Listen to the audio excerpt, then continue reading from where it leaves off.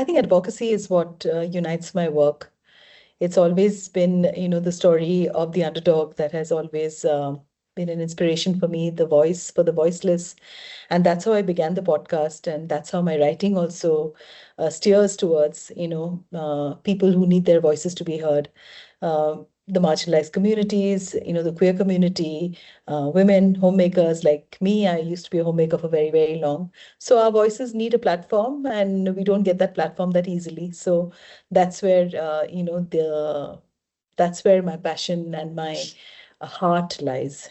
Well, we are 160 million women. I mean, can you imagine? And our stories are not told.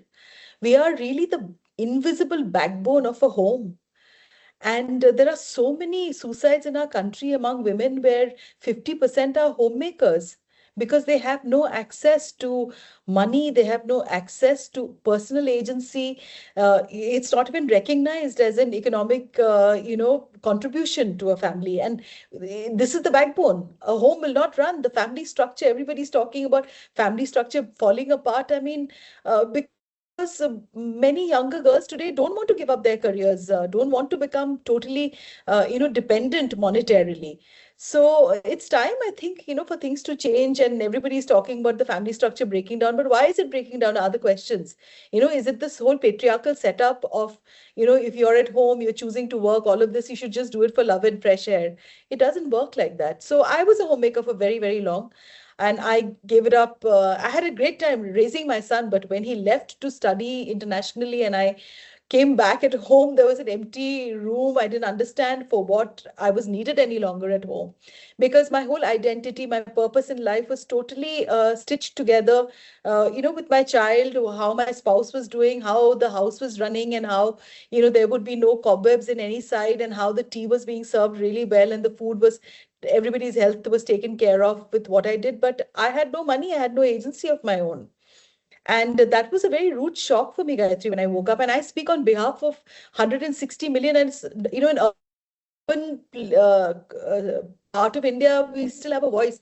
I mean, my heart bleeds to think about the rural women, and when they fall ill, they don't have a choice also to go to the doctor because they don't believe that they deserve treatment because there's money involved.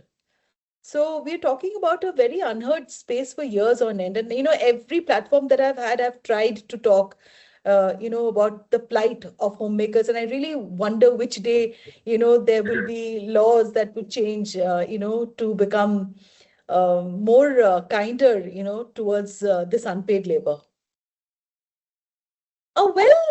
I think the way we've, resilience, I don't know. I mean, I just think that I think we start looking at life beyond the self. That itself, I think, is such a spiritual thing. When you are finding success for your immediate family members, and you're okay to sacrifice, and that sacrifice sometimes becomes a huge act of, of the self. And I think that itself is such resilience, that you find joy and you give up on all these ambitions that you've had in your life. Yes, so you need a lot of mental strength, a lot of resilience. And it's not this that, women are not disappointed, only this that they don't talk about it because there is not much space. One would think that, she would be very happy with the best dish that she's made, or how her roti is round. And, I know it's a cliche, but how well she's put things together, and how well her children are doing well, and how well, her husband is doing at work. She takes pride in that. And I think that itself is such a huge act of love. So yes, there is resilience there. Personal dignity. Then there is, to break out of the stereotype that, if she's a homemaker, she obviously will not know anything beyond, the kitchen, and she will not have anything interesting to say. And I think, just that agency of yourself when you do not have any money is really overlooked. And the fact that sometimes women in their midlife, they really go through this entire change mentally. They want to come back to all their past ambitions. They want to come back to the person, the girl that they were. And it's only after the kids have like flown the nest, or, they feel slightly settled with their menstrual health, with their, with their reproductive health, all of that is when they suddenly say, oh my God, those years have gone by. And yes, maybe I liked to paint, or I like to write, or I like to, crochet, or I like to knit. And that coming back, I think, is also like an assertion of themselves, and they really navigate a new world, Gayatri, at that time. So, but to me, what is very heartbreaking and heart-wrenching is the fact that they have no agency. We have no agency, monetarily. And once you're economically, dependent, you are always, your head is bowed down. Well, deepened my purpose was this, that I feel that there are so many homemakers like me. I will talk on behalf of India because I have not really gone and lived the life outside India. But there are so many women I've met in hospitals who will not want to even mention to their spouse that they have come, and they put some money together to get a gynecological test done, because they are very, very frightened to spend some money. Healthcare, is what they are really, really, frightened to talk about. Then there is also proxy bank accounts, Gayatri. They do not manage their accounts by themselves. They do not have an account. Many homemakers don't have an account. The accounts are all their husband's account, and God forbid the day, things go sour, where will she go? So there are so many stories like this, and her sense of self, I think, just emanates only from the home that she runs, that is unpaid.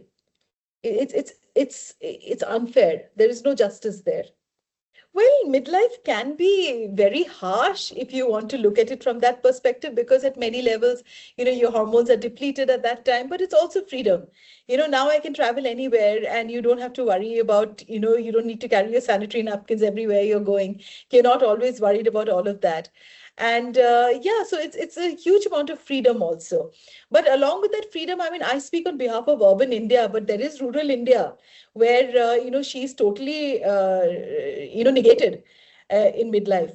So midlife, I think, also is, when you start saying that, okay, now is the time for me to think about what are the things that I would like to do. And I speak on behalf of urban India. I repeat on and on, because I have not lived the life of a rural, woman who's been a homemaker, because their lives are very different from the way we live our lives. We do have help. We do have a lot of other things, support structures around us. But yes, I think midlife, coming back, one is this, that you become slightly less careless. You're not worried about judgment so much, because you've gone through the whole, cycle of being judged, of being said that everything that you've done is all such, bullshit around you. So yeah, I think it's a great phase of freedom, of self-acceptance, of understanding that we all, inhabit a small part of this planet, and we can always give back something, to our fellow beings. And I think it's a wonderful space to be in. Yes, I do have the occasional backaches, and I find that my hair has become more brittle, and my eyesight is probably becoming, weaker, but it can be tackled. Well, it's not just cultural. You see, we have to learn computers to begin with. The whole world today, now everybody's talking AI. So every day technology is so dynamic, it's changing every day. We don't come from that world of technology. We have to learn. So, the reality is this, that you have to pick up all the language if you want to come back to work, because the world is, everything is digital today. And unless you learn all of that, it's going to really become a problem for you. So, what was your question? Did I answer that correctly? So cultural expectations are this, that she will not know computer. She may not know, what's happening, with the world around her. She may not know the new language that's happening around her. So yeah, though, and the other cultural expectations is that, oh, what, uh, she's now redundant. She's quite obsolete. So, and I think for all elderly people there is invisibility. And I am learning to accept that sometimes people will pass me by, but there are also very interesting things, that when I go into a crowded place, people do give me space to stand, thinking that she's an older woman, so she probably needs a little bit of to cut the line. And I don't say no to it. I quite embrace it very easily, very happily. Well, midlife for me has taught me about identity is this that for the first time I was unapologetic, you know, because of the years that I had been this very obedient person who followed, all the rules. And midlife definitely taught me that age is a number. If you want, you can work around. Surely, I'm not as agile as I was when I was younger. But, for the kind of work that I do, you need mental agility, and mental agility can be honed. It's not this that I'm going to, now climb the Mount Everest. So at least I'm not going to do it. So my physical agility may have reduced, but my mental agility is still there. And I think in a better way because I've seen life by now. And also, I think, when you've had life's disappointments, you also start looking at life through the spiritual lens. And that also helps you in understanding that we are not born to just be there for ourselves. We have an entire circle of people around us. And it's also the time to give back. So, all the work that I do, I'm really hoping that like I do the advocacy, like I run my podcast, I'm hoping that people who may not get a voice in mainstream media, or in places that really worships, youth and worships, things that are the standard. That's where I would like to work on and continue to do that till I live. Well, I think marriage is like this whole, in especially, I think South Asia, if I can say that, or I think India, I will talk on behalf of India and Indians. It's, your parents will always think that you're not settled till the time you've gotten married. And the kind of man who will choose you, it reflects on your capability as a woman. And I think this conversation now is slowly changing. And but for women like us, at our age, when many women today are opting to lead a life alone, and some women are divorcing, I don't think divorce is really a very is a bad word. I mean, it's legal at the end of the day. There are so many illegal things people do, so I don't know why they create such a fuss about being divorced. But yes, it does come. It still comes with the price that people pay. You can have social alienation. Our identities, marriage itself is so patriarchal. Your identity is held, with the man that you marry. So when all of that you decide to let go, you have to really hold and stand your ground to keep that going. And that is not an easy space, even now in India. Most people will tell you to adjust. Most people will tell you to compromise. Most people will tell you, even if the relationship is dead, they will say, please continue to stay there because that's something that is understood best. Unlike when I go, to London and I go visit my son, nobody really cares whether you're single or whether you're married. I think in India, there's a huge emphasis on what your marital status is and, how many children you have. And people don't care, before they ask you. Sometimes it can be very insensitive to ask somebody who's not had children, do not, who probably are nursing a broken heart, with a marriage gone sour or, so yeah, I mean, I just think that it isn't easy. I have to admit, I'm not going to lie to you, but I think the world is also changing today, and people are beginning to realize that there are senior living homes that a lot of even married people are opting for, to go in and stay. Like I spoke about the family structure not kind of holding water anymore. So unless things really change in marriages, even this as an institution is looking very shaky right now. So things have to change. I think the whole idea of marriage needs, you know, uh, needs a reboot. I think it's really difficult because, you are already unemployable, and maybe you start something on your own, because today there are a lot of cloud kitchens that are running and they do very well. A lot of women have started small businesses, and I also always admire, the way, there's it's like the digital space is so democratized. People can start their own business and start selling products online. And so, yeah, it's slowly, I mean, it's not is that this is going to happen overnight. I do definitely acknowledge that, if you've been, I can tell you with my own personal experience that I was with very senior positions when I had quit my work. And, then when I woke up after my son left, I thought that I will again get back the job at the same level, but it did not. And, so people were not willing to employ me back because I did not know technology. I was already so intimidated with it. But, there was the digital space, and I started slowly, one by one, by writing. And then this podcast that is really what youngsters do. Not people my age, or now there are many, many women, more women and men who are, creating podcasts all over. So when I began, I mean, it was like an identity that I wanted to rebuild for myself all over again. And slowly, it is small steps that take you really, to go ahead. I think consistency has been one thing, like do not lose heart. You have to be consistent. And without consistency, I don't think anything works. And so just that discipline of consistency and being in love with what you're doing, and a slight madness, I would say. I had no peer support. Sorry, but I did not have any peer support, nor did I have, because everybody was very worried now who's going to take care of us if there's any medical emergency, because I was always there.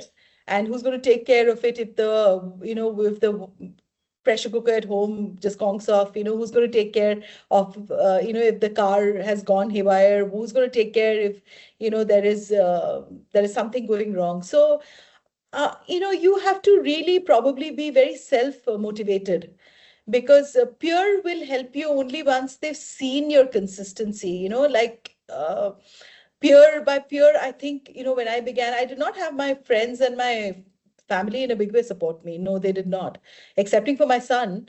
No one was very happy about me rebooting their career, because then it did not serve their purpose, of how I was all along, available, and suddenly I was taking out for myself, time for myself. But I stuck my ground. So I'm not too sure if I can answer that question about peer support. I think you need to support your own self. For the first time in your life, you probably need to support your own self, and, you know, be with your surrounding, but also take out that time for yourself. Well, I think majority of them are homemakers, because homemakers are being missed out from the narrative. Where do we talk about homemakers? We don't talk about homemakers in a big way at all. It's just now very recently that, they're how you're not supposed to call them housewives anymore. You're supposed to call them homemakers. There was one, the Supreme Court had come out with this ruling, but has it changed the status of homemakers? No, it has not. Nothing. It's just this, that housewife nahi bol sakte ho abhi, or you can't call them housewives. You have to call them homemakers. So what is the big deal in the big in this Supreme Court ruling? I don't think it changes the status, the financial status or the empowerment for a woman who decides to give up all her ambitions, all her desires, to just run the family. I think we as creators, we need to, like I try from my side, I can talk on my behalf, that every platform that I've been given, I've spoken about, mm, I've spoken about the dash to dreams. I've spoken about the hope that doesn't leave you. I've spoken about just the act of sharing, all these personal stories is really about, it's really a revolution, because you're changing social consciousness when you're talking about how difficult it was, once my child had left to study abroad. And I had no clue why I was needed any longer. That heartbreak, because, and that heartbreak, even if you tell people, they'll all turn around and say that, oh, it happens to everyone. What is the big deal? But it was a big deal for me, you know and so yeah, I think storytelling helps in a huge way. And they need to talk. I think women need to talk about their midlife transitions. We should not be shy about it, because the world needs to know, the rediscovered identities, are tentative, steps that we take towards financial independence and all of that. So yeah, I think we need to talk more and more about all these subjects, Gayatri, so that people start recognizing that there isn't anything called unpaid labor. There should not be anything called unpaid labor. I don't think I'm driving a change. It's such a big thing to say. I'm not driving a change, but I think with the podcast, I get the chance to meet wonderful people who do wonderful work, and their stories don't reach, a lot of people. So this makes me immensely happy that, I have a platform where, people who are making a difference, to the society around them. There are many small and medium-sized entrepreneurs in India or anywhere else where they are working, and they may not have a very large mainstream media really covering them because it doesn't make a huge economic news. But these are people who are really swimming against the current. So this space is there for them. I also run a literature podcast where authors like me, I'm also a writer, so I realized that, when I write a book, I don't have any place to really go out there and talk about my book. So here is a podcast where we bring in authors to talk about their book. And so yeah, these are the two places where I feel that it's a great way to uh, emphasize many of these stories and these really good stories that are happening all across, social workers, people in the impact space, people in sustainability, people in the social sector, women who have gone ahead and spoken about, female genital mutilation, people who have spoken about the wrong that happens, people now who are talking about menopause. That is a subject that most women feel very shy to talk about. So yeah, we are more than happy to bring these voices forward, and I feel extremely grateful if they trust me in taking their story forward, and I really hope that I do justice to them. When I'm writing, there is no space for lies at all. It's impossible because writing is about honesty. I mean, I would not ever do that. And I think that's also my primary nature because, for people to open up with you, I think vulnerability is a huge strength.